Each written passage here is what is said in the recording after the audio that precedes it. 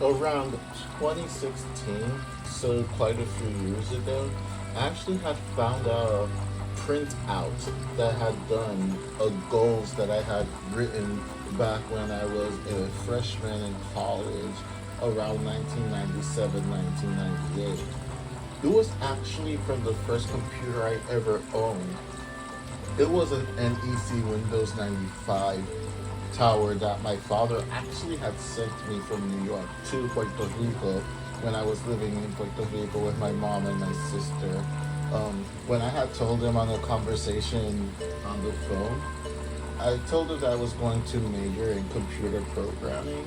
So he actually mailed me that computer to make things easier for me to be able to have my own computer at home to work on my assignments and whatnot, to have like that sort of advantage of being able to get familiar with programming and having my own computer and doing things on my own time. And since he knows that he knew that I was always a big nerd to begin with, so he wanted to make things a little easier for me, I guess.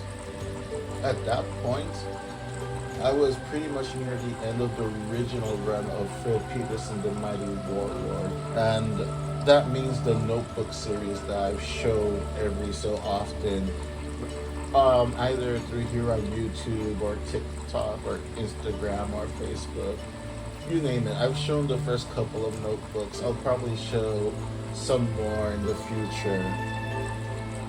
So I was just about to end that 50 issue run. The issue number 50 was going to be the last issue of the story, the last issue of the series.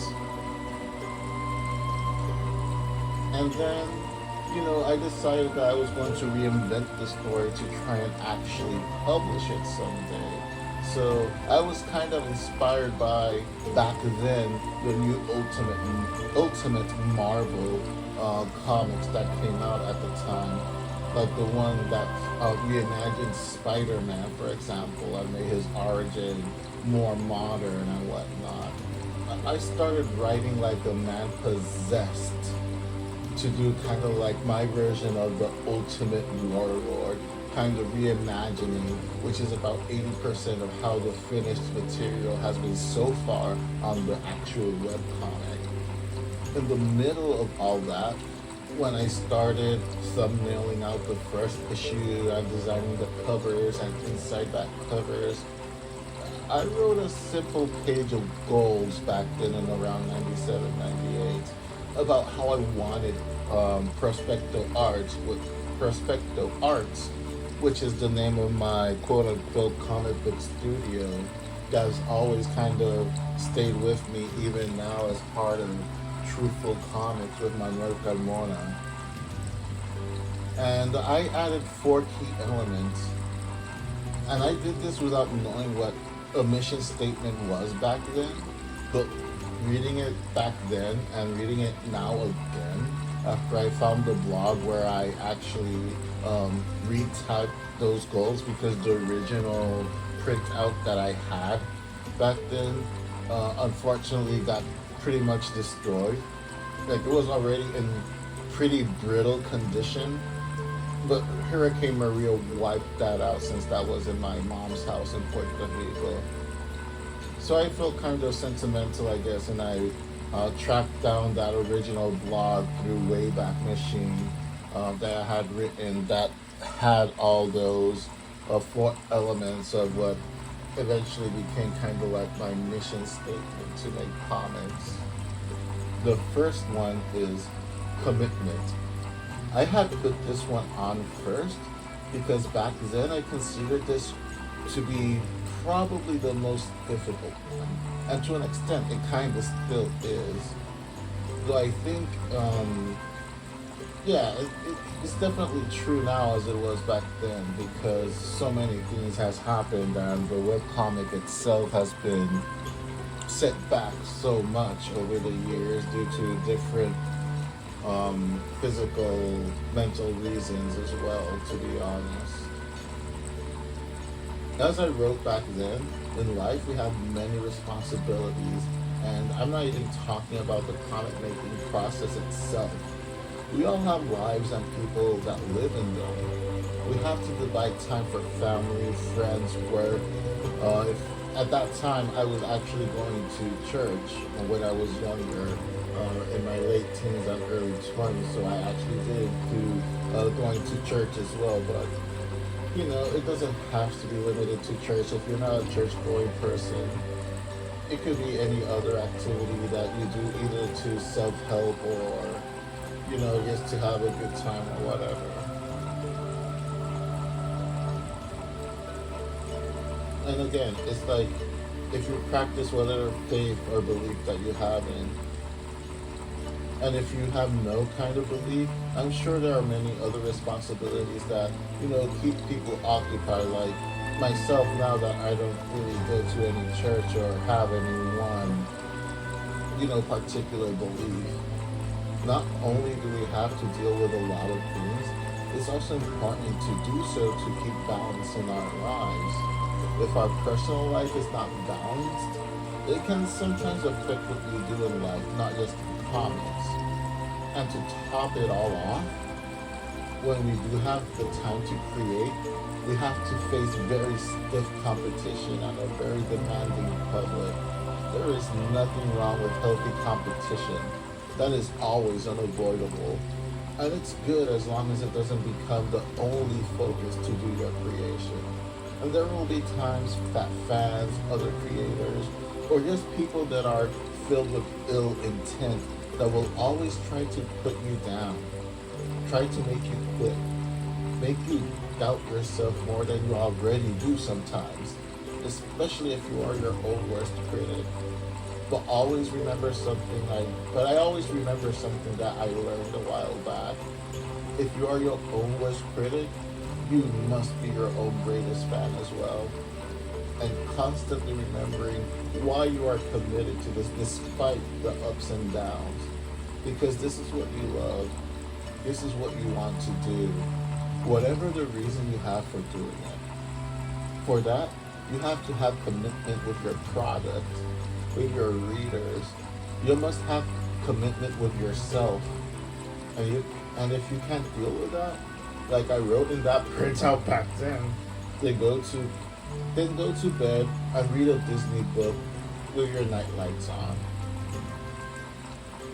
Now the second point that I had written was desire. This one I will leave pretty much as I originally wrote it. Yes, desire. Desire to see this dream through so bad you can almost taste it. Of course, not to the point of obsession. Because as I mentioned before, in life there are many fulfilling things that one should never miss out on. But if the chance is there, leap at it, hold it, do not let go. I mean, if you never take the risk, how would you know if it would have worked? Remember that desire, that kid in you that always thought, damn, it would be cool to have people reading my stuff, as you hold your copy of any random comic that you would read as a kid. The third one was quality. And this one I actually modified a little bit from what I originally wrote. I modified it in the blog, that is, at least. Many people will have different concepts of what quality is. It's almost like love. You ask 10 different people what their definition of quality is, and you'll likely get 10 different answers. Also, like beauty, quality is in the eye of the beholder in some cases. But one thing is certain, not put out something out there, yes, for the sake of putting something out there. Produce something that we are certain we gave our best in, our absolute best out there. People can tell when you put something half-baked out there, and when you put something out there with pure effort. We have to remember something that I learned a while back as well. Every comic or webcomic that we produce is going to be somebody's first effort that they're going to see from us, and someone else's last thing that they'll see from us. And we have to ask ourselves, what kind of impression do we want to make? What kind of impression do we want to leave with those people that are reading our products for the first time or for the last time? And the fourth and last one, I actually wrote Heart. And that one also I left kind of intact as well as compared to the original printout that I had written. I just did add a few more things back then in the blog to kind of make that idea a little more clearer. Do everything you do with heart, not just comics, everything in life. People, like with quality, can tell when you do something with your heart completely into it. Not to show off, not to be better than someone else, but for the pure joy of doing something that you absolutely love. Chances are you'll come across people that will love your works for that because they have that love for comics as well. But again, always remembering there are other things in life that are fundamental.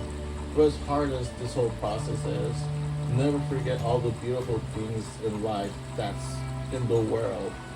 Again, back then I have written that God gives us, but again, you can say the universe, Buddha, whatever you believe in or don't believe in. The thing is that the world is still full of many beautiful things. Believe in whatever deity you believe in or you don't believe in. Still, you have to remember that there are things that make life worth living. Don't ever take yourself too seriously. That's why, in a way, I don't see this studio as a studio. It's almost more like family. The band of misfit toys that saves Christmas in the end. Look at the world around you from time to time, and you're like, just be surprised at what it has to offer. That's pretty much the long and short of it. I just want to finish this off with a few sentences that were part of the original printouts. Be prepared. This will be difficult at times, stressful, excruciating, maybe even painful at times for you and everyone around you. But just remember that in the end, when you're holding that very first issue of your very own comic right there in your own hand, in all its paper and ink glory, or even staring at your screen or mobile device, reading comments from people all over the world, reading your webcomic or webtoon, holding a piece of your dream materialized, you will probably be thinking the same thing that I'm thinking. It was worth it. Thank you guys for watching. Thank you for listening, and stay creative, my friends.